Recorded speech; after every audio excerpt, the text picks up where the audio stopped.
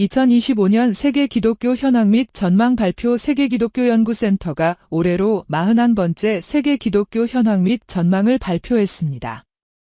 이번 보고서는 1900년부터 2050년까지 기독교 인구 변화에 대한 추정치를 담고 있습니다.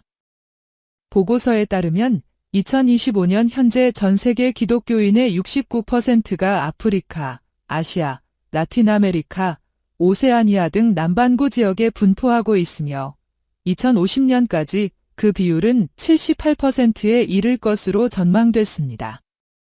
반면 북반구의 기독교 인구는 2025년 8억 2천만 명에서 2050년에는 7억 3천만 명으로 감소할 것으로 예상됩니다.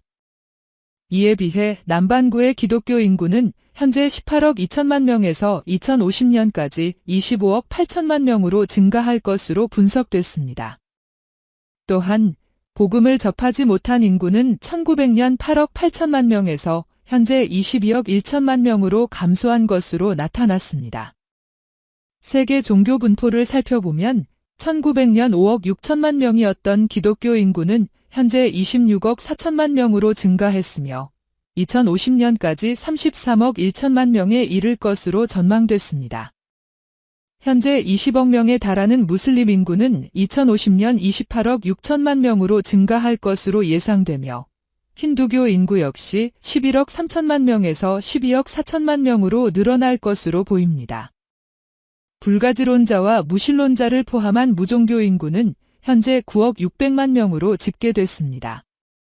세계가 전쟁과 갈등, 질병과 빈곤의 위기에 직면한 가운데 기독교 공동체가 성찰과 협력을 통해 함께 성장하고 복음을 접하지 못한 22억 명의 인구에게 희망을 전할 수 있도록 지속적인 노력이 필요하다는 분석이 나오고 있습니다. 오픈도어즈 선교회 2025년 세계 감시 목록 발표. 오픈도어즈 선교회는 1월 15일 2025년 세계 감시 목록을 발표했습니다. 보고서에 따르면 전 세계 3억 8천만 명의 기독교인이 박해에 직면해 있으며 박해가 심각한 상위 50개국 중 29개국에서 폭력이 증가한 것으로 나타났습니다.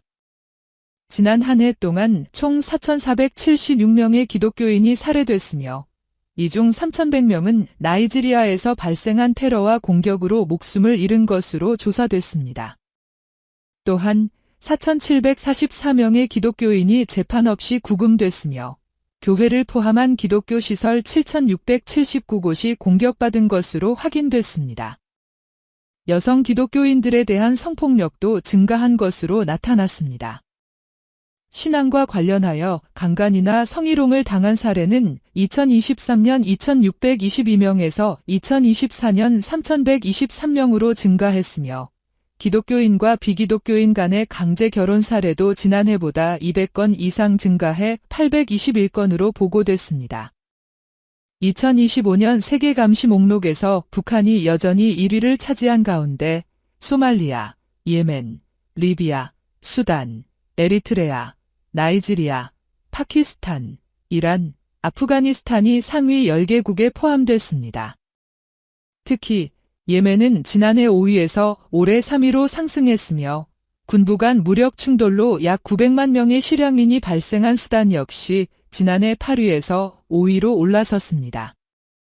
이 밖에도 군부와 무장 반군 간의 전투가 격화된 미얀마는 17위에서 13위로 상승했으며 공식적으로 기독교를 통제하고 감시하는 중국은 15위를 기록했습니다. 중남미 지역에서는 쿠바가 26위로 가장 높은 순위를 차지했으며 니카라과와 멕시코가 그 뒤를 이었습니다. 오픈도어즈 선교회는 박해받고 있는 기독교인들이 신앙의 자유를 누릴 수 있도록 지속적인 관심과 기도를 요청했습니다. 또한 기독교에 대한 감시와 통제가 강한 국가들에서 교회와 성도들이 보호받을 수 있도록 국제사회의 협력이 필요하다고 강조했습니다. 세계경제포럼 2025년 가장 큰 위험 요소로 무력 충돌 확대 지목. 세계경제포럼은 오는 1월 20일 열리는 다보스 포럼을 앞두고 900명 이상의 기업, 정치, 학계 지도자들을 대상으로 2025년 가장 큰 위험 요소에 대한 설문조사를 진행했습니다.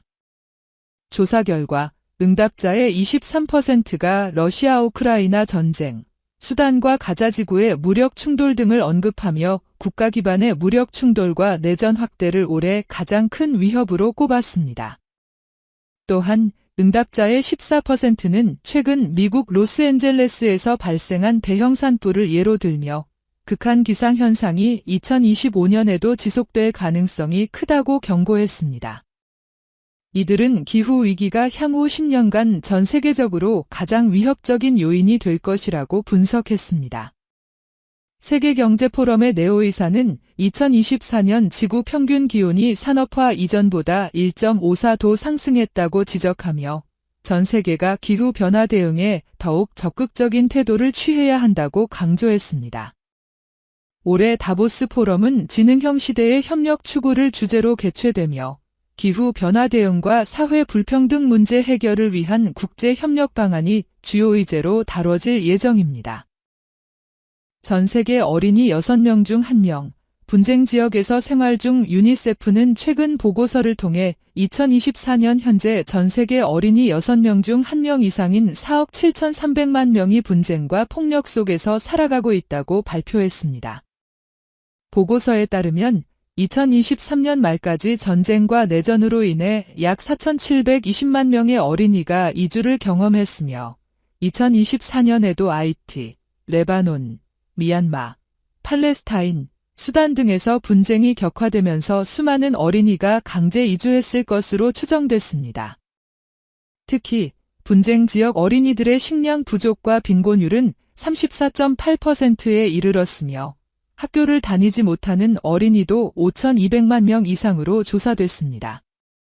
가자지구와 수단에서는 상당수의 어린이가 1년 이상 학교에 다닐 수 없는 상황에 처해 있으며 우크라이나, 콩고 민주공화국, 시리아에서도 수백만 명의 어린이가 교육을 받을 기회를 잃고 있는 것으로 나타났습니다.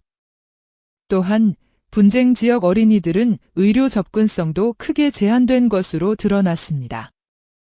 보고서에 따르면 백신을 맞지 않았거나 불완전한 접종을 받은 어린이의 40%가 분쟁 지역에 거주하고 있습니다. 유니세프 사무국장은 2024년이 유니세프 통계 작성 이래 분쟁 지역 어린이들에게 가장 힘든 해라고 평가하며 국제사회가 이 문제 해결을 위해 적극적으로 협력해야 한다고 강조했습니다. AI 기술, 위기 대응에 효과적으로 활용할 5가지 방법 제시. 지난 12월 UN 개발계획 UNDP의 위기 예방 및 복구 사무소 책임자인 데반 안드라미아 국장은 AI 기술을 활용한 효과적인 위기 대응 방안 5가지를 제안했습니다. 지리 정보 시스템, GIS, 활용 AI 기반 GIS 기술을 도입해 피해 지역의 인구, 인프라, 건축물, 잔해 규모 등을 신속하게 분석할 수 있습니다. AI 기반 인력 배치 시스템 운영. UNDP에서 개발한 EVA, AI 같은 플랫폼을 활용하면 위기 발생 시 신속하게 필요한 자원을 배치할 수 있습니다. AI 학습 환경 구축 및 위기 시뮬레이션. AI를 활용해 위기 대응자를 훈련시키고 가상 환경에서 위기 상황을 시뮬레이션할 수 있습니다. 디지털 보조원을 통한 지원. AI 디지털 보조원을 활용하면 자원 동원, 프로젝트 문서 작성, 기부자와의 커뮤니케이션 등을 효율적으로 관리할 수 있습니다.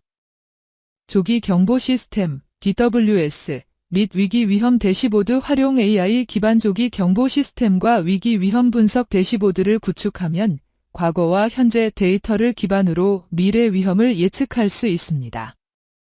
UN 개발 계획은 AI 기술의 부작용을 경계하면서도 이를 효과적으로 활용해 재난 대응과 위기 관리의 효율성을 극대화할 필요가 있다고 강조했습니다.